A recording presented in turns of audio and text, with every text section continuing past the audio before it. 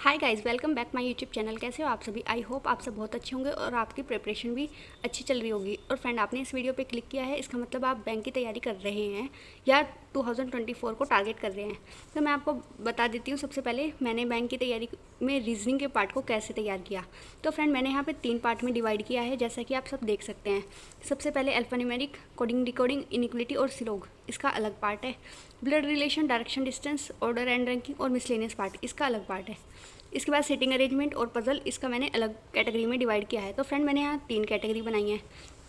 अभी मैं इसका बता देती हूँ कि मैंने क्यों बनाई है। इसका मैं कारण बताऊँगी, क्योंकि ये वाली कैटेगरी है, फर्स्ट कैटेगरी है, इसमें क्वेश्चन काफ़ी जल्दी हो जाते हैं। और सिटिंग अरेंजमेंट में ये मोस्ट इंपॉर्टेंट पार्ट है। इसके बिना तो आपने अगर बैंक की तैयारी स्टार्ट की है तो आपने सभी सरों के मुँह से सुना होगा या मैम के मुँह से सुना होगा कि आपके लिए मैंडेटरी पार्ट है, इसे हम स्किप नहीं कर सकते। लेकिन इसकी अलग कैटेगरी क्यों है? ये क्वेश्चन ऐसे आते हैं, 2-3 नंबर के आते हैं और अगर टाइम लेने के लिए काफ़ी ज़्यादा टाइम भी ले सकते हैं। डायरेक्शन डिस्टेंस को छोड़ के बाकी ये टॉपिक जो हैं थोड़ा टाइम कंज्यूमिंग होते हैं, इसलिए।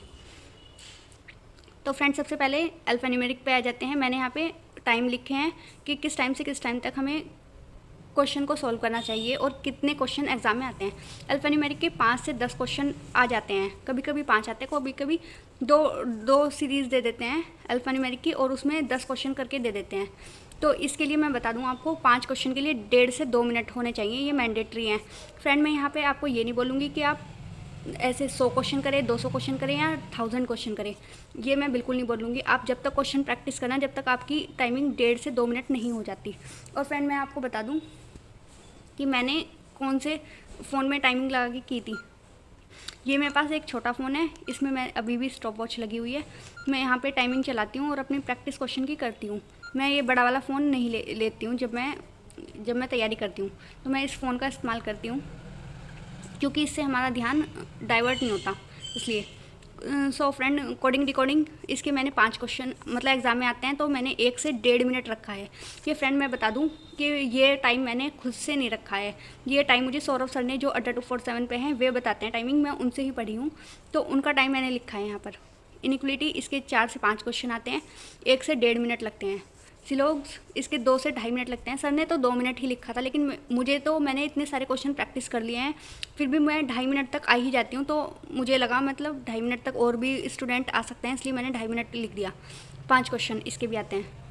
इसके बाद सेकंड कैटेगरी पर आ गए हम अपनी, उसमें ब्लड रिलेशन होता है, जिसके 3 क्वेश्चन आते हैं। डायरेक्शन डिस्टेंस 3 क्वेश्चन आते हैं, 1.5 से 2 मिनट लगते हैं।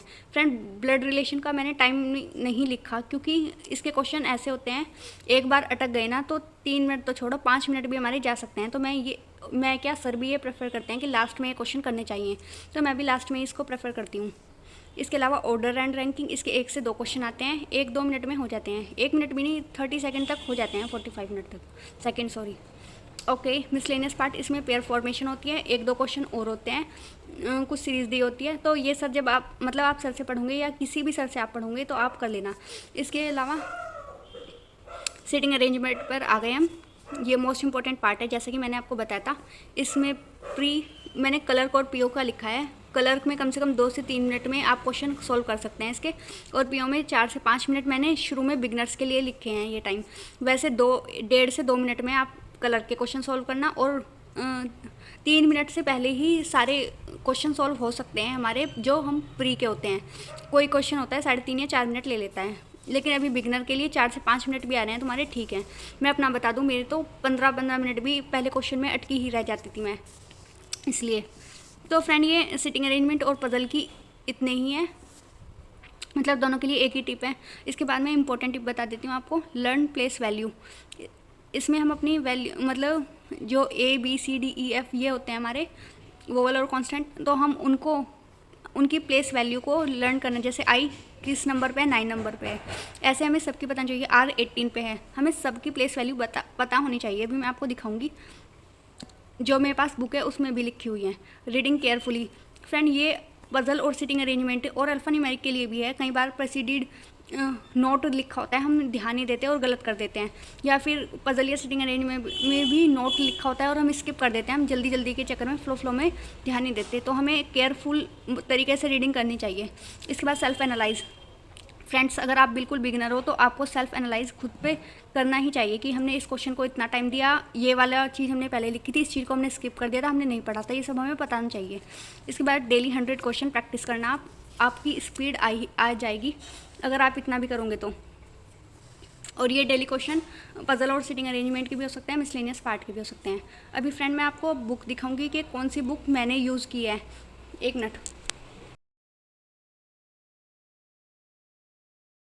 ये सौरभ सर की बुक मैंने परचेज़ की थी। इसमें काफ़ी ज़्यादा अच्छे क्वेश्चन हैं और सर ने कैटेगरी वाइज डिवाइड भी किया है। कोडिंग डिकोडिंग हो गया, इनइक्वलिटी हो गया और सिलॉक्स हो गया। सर मैं फ्रेंड मैं आपको एक बार दिखा देती हूँ, अगर आपको इसके टाइप का स्क्रीनशॉट लेना है आप ले सकते हैं। एक मिनट, मैं धीरे धीरे दिखाती हूँ। तो फ्रेंड्स आप मेरी वीडियो को लाइक भी कर सकते हैं अगर आपको अच्छी लग रही हो तो। मैं आगे भी दिखाती हूँ आपको।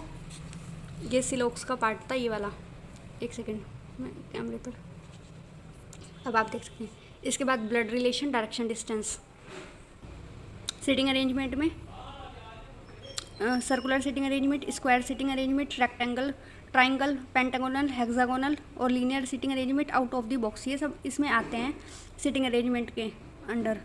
इसके अलावा पजल में day base puzzle, month base, date plus month base, year base, floor base, flat plus floor base, box base puzzle, classification base puzzle और सिलेक्शन बेस पजल। इसके आगे भी हैं, एक second, comparison based puzzle, post profession based puzzle, out of the box. तो friend ये सब मैंने आपको बता दिए टॉपिक। इसके अलावा मैं आपके साथ आपको बात करूँगी जो प्योर मेंस के टॉपिक हैं, वे भी मैं आपको दिखा देती हूँ। एक मिनट, जैसे मशीन इनपुट हो गया, डेटा सफिशिएंसी हो गया, लॉजिकल क्रिटिकल रीजनिंग, ये सब टॉपिक जो हैं हमारे मेंस के हैं, मैं आपको दिखाती हूँ, आप स्क्रीनशॉट ले सकते हैं इनका।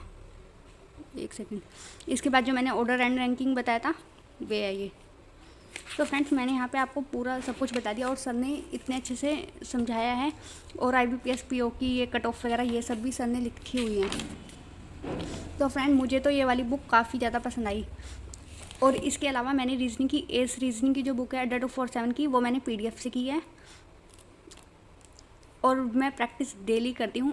अंकुश सर की जो अंकुश सर की PDF है वो मेरे पास है, मतलब मुझे प्रोवाइड करा रखी थी किसी ने, तो मैं वे भी प्रैक्टिस करती हूँ, आप भी कर सकते हैं। और फ्रेंड इसके अलावा आप सौरभ सर से पढ़ सकते हैं या किसी भी YT सर से पढ़ सकते हैं, काफ़ी सारे सर हैं। मैं ये नहीं बोल रही आप सौरभ सर से ही पढ़ना, जिसका आपको बेस्ट लगता है उससे पढ़ना।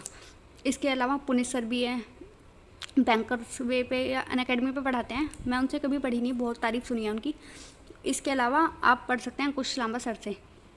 तो फ्रेंड थैंक यू। आज की वीडियो में अगर आपको ये सब कुछ समझ आया और अच्छा लगा हो तो प्लीज़ फ्रेंड मेरी वीडियो को लाइक करना, कमेंट करना और शेयर करना और सब्सक्राइब चैनल को करना। Thank you.